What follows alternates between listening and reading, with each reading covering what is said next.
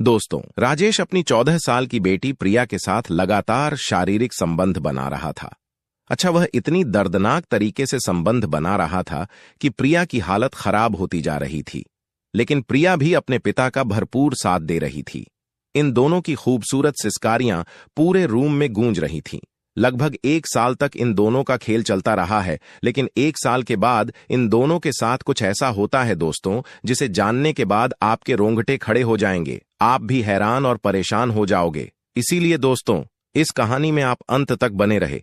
और मेरी आप लोगों से रिक्वेस्ट है, अगर अभी तक आपने मेरे चैनल को सब्सक्राइब नहीं किया है तो कर लीजिएगा और वीडियो को लाइक कर दीजिएगा। आप लोग वीडियो के अंत तक बने रहिएगा और इस वीडियो की कमेंट में आप अपना नाम और अपनी सिटी का नाम जरूर लिखें। दरअसल दोस्तों, ये सच्ची कहानी गुजरात की है, जहां पर राजेश नाम का एक व्यक्ति अपने परिवार के साथ रहा करता था। अच्छा, राजेश की शादी हो चुकी थी।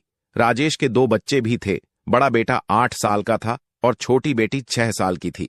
राजेश की अगर कारोबार की हम बात करें तो उसका दूध का कारोबार था और घर पर ही उसका कारोबार था। पैसा अच्छा खासा आता था, किसी तरह की कोई दिक्कत परेशानी नहीं थी। अच्छा, राजेश का अपनी पत्नी के साथ अक्सर झगड़ा हुआ करता था। जब वह रात में अपनी पत्नी के साथ संबंध बनाया करता था तो उसकी पत्नी एक ही बार राजेश को संबंध बनाने देती थी, लेकिन जब राजेश दूसरी बार संबंध बनाने की कोशिश करता था तो उसको मना कर देती थी और संबंध बनाने नहीं देती थी। इस पर राजेश को गुस्सा आ जाया करता था। वह उससे मारपीट शुरू कर देता था, उसको गाली गलौज देना शुरू कर देता था। एक दिन दोस्तों, मामला इतना बढ़ जाता है कि उसकी पत्नी राजेश को छोड़कर और अपने दोनों बच्चों को लेकर अपने मायके चली जाती है और राजेश से कहती है कि मैं तुम्हारे साथ एक पल भी नहीं रह सकती हूं, तुमसे तलाक ले लूंगी। अब राजेश अकेला हो जाता है। घर उसको काट खाने को दौड़ने लगा था। ये सोच रहा था कि आखिर क्या किया जाए। लगभग इस तरीके से 6 महीने का समय गुजर जाता है।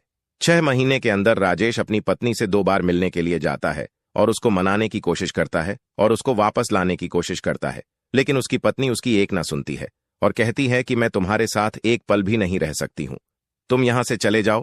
जब राजेश अपनी पत्नी की यह बात सुनता है तो वापस चला जाता है। अब यही सोचने लगता है कि आखिर अब क्या करेगा वह, क्योंकि वह तो अकेला हो चुका था।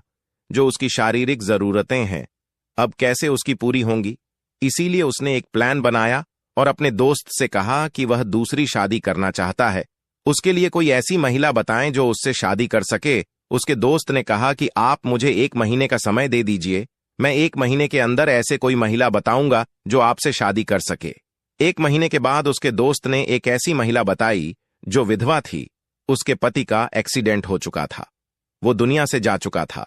अच्छा, उस महिला की एक 12 साल की बेटी थी जो उसी के साथ रहा करती थी।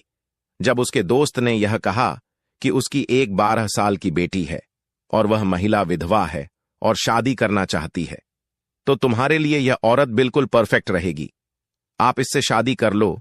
राजेश को उसकी बात पसंद आ जाती है और वह कहता है कि ठीक है, मैं तैयार हूं। अब कुछ दोस्त वगैरह मिलते हैं और मिलने के बाद एक मंदिर में जाकर राजेश उस महिला से शादी कर लेता है। अब राजेश उस महिला को अपनी दुल्हन बनाकर घर लेकर आ जाता है। इन दोनों का वैवाहिक जीवन बड़े अच्छे से गुजर रहा था। राजेश की शारीरिक जरूरत है पूरी होने लगी थी, उसे महिला की शारीरिक जरूरतें पूरी होने लगी थीं। उस महिला की भी शारीरिक जरूरतें पूरी होने लगी थीं। किसी तरह की कोई दिक्कत परेशानी नहीं थी। अच्छा, राजेश का जो कारोबार था वह काफी अच्छा कारोबार था। पैसे से लेकर तो किसी तरह की कोई दिक्कत होती ही नहीं थी। जो 12 साल की लड़की होती है जिसका नाम प्रिया होता है, वह भी इन्हीं के साथ रह रही होती है। एक दिन राजेश की पहली पत्नी को पता लग जाता है कि राजेश ने दूसरी शादी कर ली है और अपनी पत्नी के साथ वह वहीं पर रह रहा है।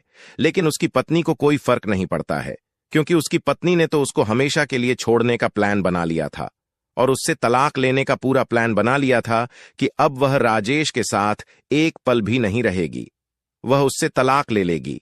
इसलिए दूसरी शादी करने के बाद भी पहली पत्नी को कोई फर्क नहीं पड़ा था। खैर, धीरे धीरे इस तरीके से लगभग 9 महीने का समय गुजर जाता है। राजेश की जो दूसरी पत्नी थी वह गर्भवती होती है, वह बच्चे को जन्म देने वाली होती है, तो उसकी हालत खराब हो रही थी, उसको काफी पीड़ा हो रही थी। इसलिए राजेश